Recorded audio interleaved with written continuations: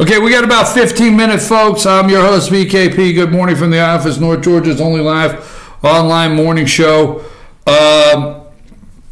Let's go through a couple things. Let's go through Twitter. They're calling what Mike Pence, Vice President Pence, did a stunt.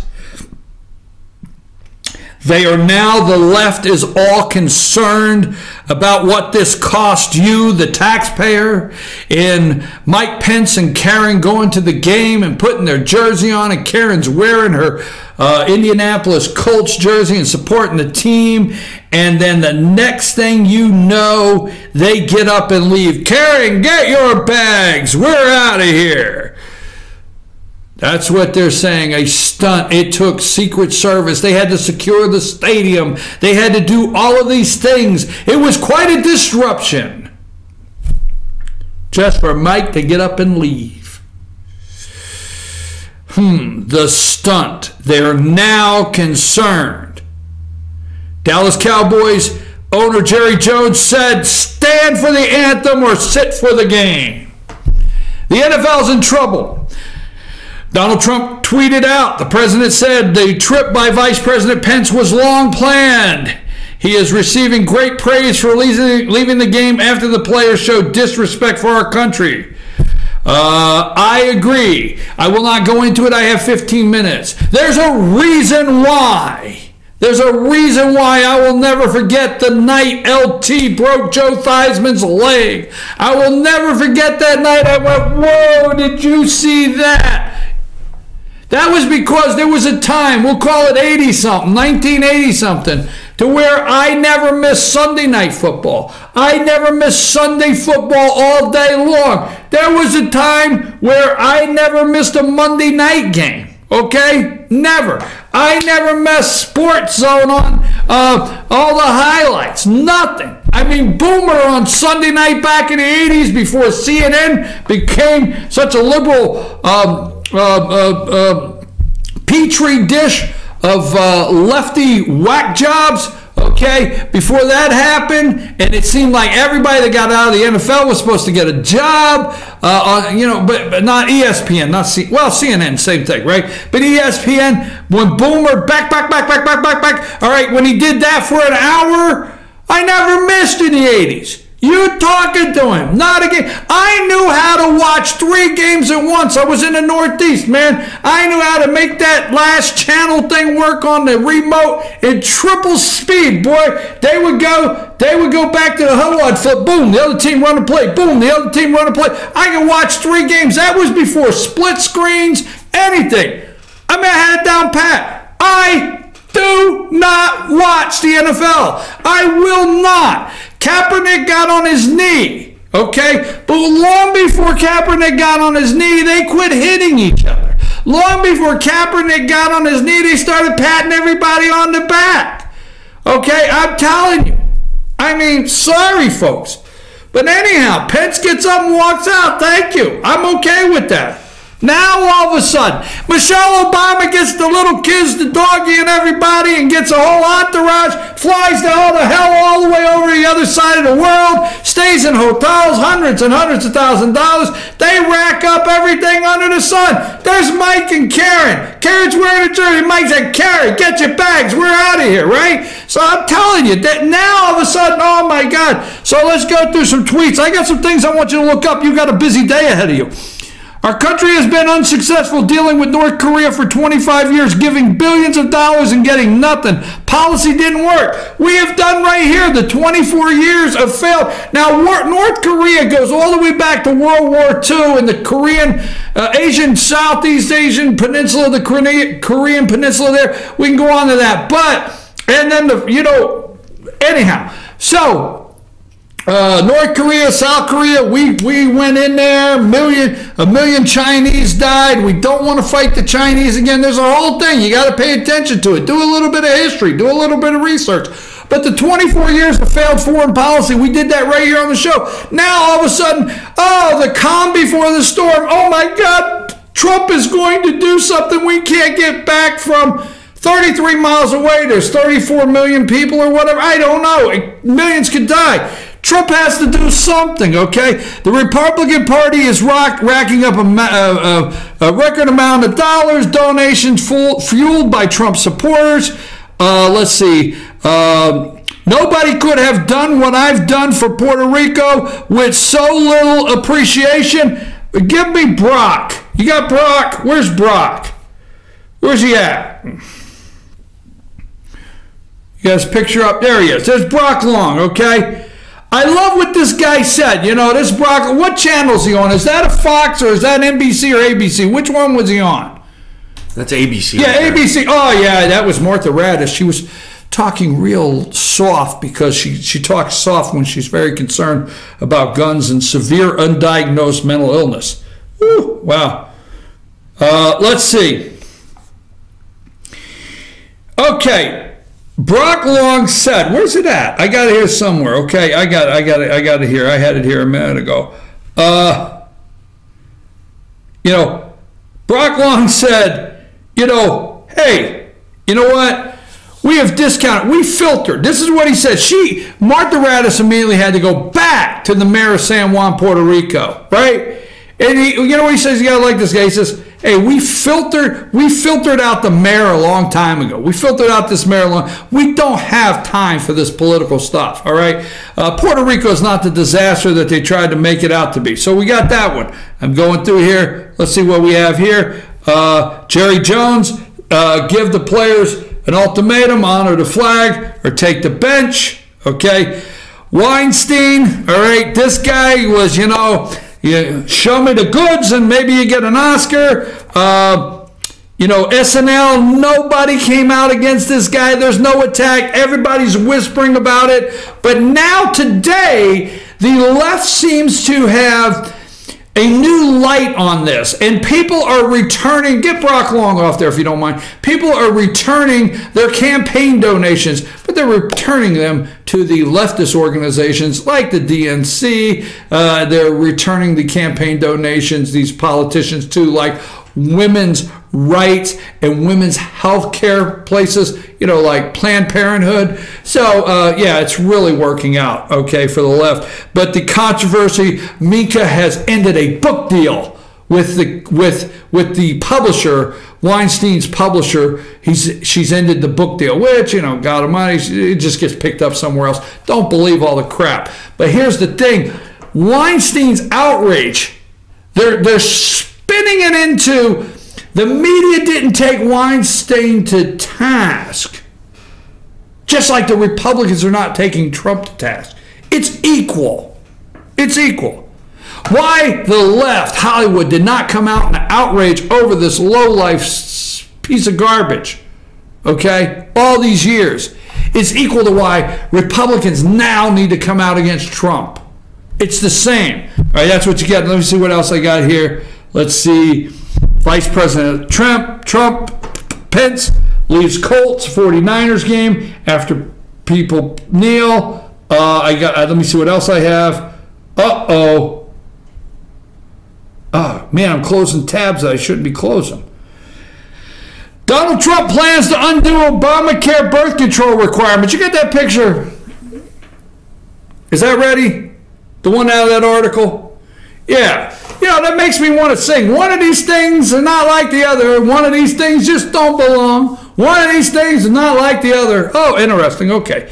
So, Donald Trump plans to undo Obamacare's birth control requirement. The administration has drafted a rule that would overturn one of the most controversial parts of the Affordable Care Act. Last month, surrounded by a throng of beaming pastors and nuns and rabbis in the White House Rose Garden, Donald Trump signed an executive order promoting free speech and religious liberty. Many religious leaders complained it did not such. Donald Trump will, piece by piece, all right, just bringing this up to remind you, he will keep the Affordable Care Act up there spotlighted. This is an example of the executive orders that may be coming out. It's not over. Wanted to just show that one just to keep the highlights going. Now, Donald Trump unveils new strict 70-point immigration enforcement plan. calls for comprehensive rewrite of laws to stiffen border and interior, cut chain migration. Folks, chain migration is we will no longer allow these unaccompanied children. What the Obama administration did is they flooded our country, flooded in the 8 years, especially towards the end. They absolutely flooded this country with unaccompanied minors, children. Remember that? It's like the news reports were just, what, 10 months ago? Flooded this country. Why? Because if you can get, you know, little Jose here, okay, and little Mariel and Jose, then when they get in here and they say, I need my papa, then you can get mom and dad. Chain migration, okay? Then you could get grandma and grandpa. Well, yeah, your grandma and grandpa don't want to leave without aunt and uncle, and they got grandkids. And, you know, and then we got an uncle that lives over so if I'm legal, we got to make him legal. Chain migration, folks. That is what the DACA is all about in the end, is chain migration. And that is what Senator David Perdue, and I forget the Tom Cotton in the, was it the RAISE Act? And cutting the number of green cards and workers permits. But anyhow, going on that chain migration. Oh, Nancy, Chuck, determined to finally solve immigration, the White House submitted 70-point enforcement plan to Congress Sunday, proposing the stiffer reforms even offered by an administration, including a massive rewrite of the law, which ordered to eliminate loopholes illegal immigrants have to exploit to gain a foothold in the USA. I'm trying to move too fast. I only got a couple minutes. Okay. The plan seen at the Washington Times include President Trump's call for the border wall, more deportation agents, a crackdown on sanctuary cities, a stricter limits to chain migration, all issues the White House says need to be part of the bill Congress passes to legalize illegal immigrants, dreamers, currently protected by the Obama-era deportation amnesty known as DACA. So that night when the reporters were outside the window in the West Wing and they were getting Chuck, you know, Chuck got that long nose, pointy long nose. They were getting a profile shot. It was hard to see anybody else with Chuck in the room. That wasn't nice, was it? But then again, and they were getting the picture of Chuck and Nancy grinning like a possum, and that's because she's had 9 facelifts since she's stretched out in the Botox. I mean, she can't break that smile. I'm sorry, that wasn't nice. But then again, you got Nancy and Chuck, and they come out and they made a deal, and they're grinning, and Trump says, I just got you. I just sent you out there to make fools of yourself. Bye. I can work with Chuck. Chuck said, I can work with Donald. He sees it all right. I can work with him. No border wall. No, Donald said no wall. I don't know. White House said last night, chain migration, boom, gone. Border wall, deportation agents. See, here's what happened. 1986. 1986, folks. Ronald Reagan. This is the reason why. Always stay with this. This is the reason why you cannot make a single deal on immigration reform without border security, period. And everything about border security first. It has to be first. Anything a lawmaker tells you that we will do this, then we will fund the wall, then we will fund border security, then we will do this. No. N-O. Because in 1986, oh, I love Ronald Reagan, my hero, my president, right here, made an amnesty deal with then the Boston, Massachusetts representative, Speaker of the House, Tip O'Neill, and we were supposed to have amnesty/border security, and we didn't get the border security. So that's why Republicans, and the great words that I've always enjoyed by Congressman Doug Collins, let's fix the leak before we grab the mop. Let's quit trying to mop this mess up until we tear the wall, build the wall, fix the leak, and then we'll mop up the mess. So that is what's going on in that. And then last but not least, I want to send you somewhere for 3 minutes. Now, first of all, the left media is enjoying Bob Corker's comments. Corker is a low life, just a flat out low life, no good.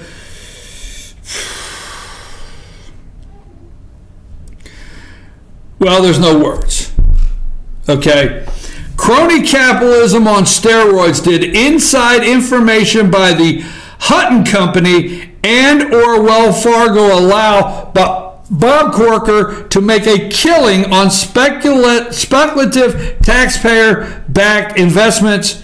We report, you would decide. Wells Fargo Employee of the Month, Bob Corker. Okay? Corker, remember Hillary Clinton's cattle future investments with the miraculous turn of $1,000 into $100,000? That's just a little bit. Corker turned Hillary's measly $1,000 into millions of dollars, okay? Corker has some property deals that got a sweetheart deal back when everything else was collapsing. The minute a bank like Wells Fargo comes into the finance, a big commercial real estate deal, the investments of the early speculators almost instantly move from a gamble to a valuable asset. Of course, many of the investors put their money months if not years ahead of time, sweating out the gamble. But not Bob Corker. Oh no, he is a very important person with a lot of important duties, like overseeing GSE reforms that could put hundreds of millions of dollars into the pockets of Wells Fargo. More on this later. Bob Corker doesn't have the time to wait like mere mortals for his investment to pay off. On July 17, 2014, McGowan filed the forms revealing that Wells Fargo was main and likely only major financer of the project, but the key date to remember here is June 17th, but the date of July 11th, for this is the day Corker dropped between $1 million and $5 million on the McGowan project. So in just 6 days before Wells Fargo turned the McGowan investment from speculation into spectacular, Bob Corker jumped in with a multi-million-dollar bet. Did he know in advance, 6 days, of what was about to happen on the financing, as well as Wells Fargo's bailed out Corker's alleged $28 million debt from the sale of the property. This goes on and on. Folks, it's 10 o'clock. I want you to go to Rocky Top Politics. RockyTopPolitics.com. Remember that. Rocky Top. Read Corker. Bob Corker, this man that is making fun of Donald Trump, there's a reason he will not run. This is the establishment. This is the swamp being drained. The water's going down, and Corker is being revealed and exposed for the scum in the pond that he is. Okay? So while the left is out there giving him a hero's status on having the nerve to come out against Donald Trump, the truth is he can't steal from you any longer, and he knows this is coming to an end and the swamp is being drained. Go to RockyTopPolitics.com. I'm your host, BKP. We'll be back tomorrow morning. Good morning from the office. North Georgia's only live online morning show. Take us out of here.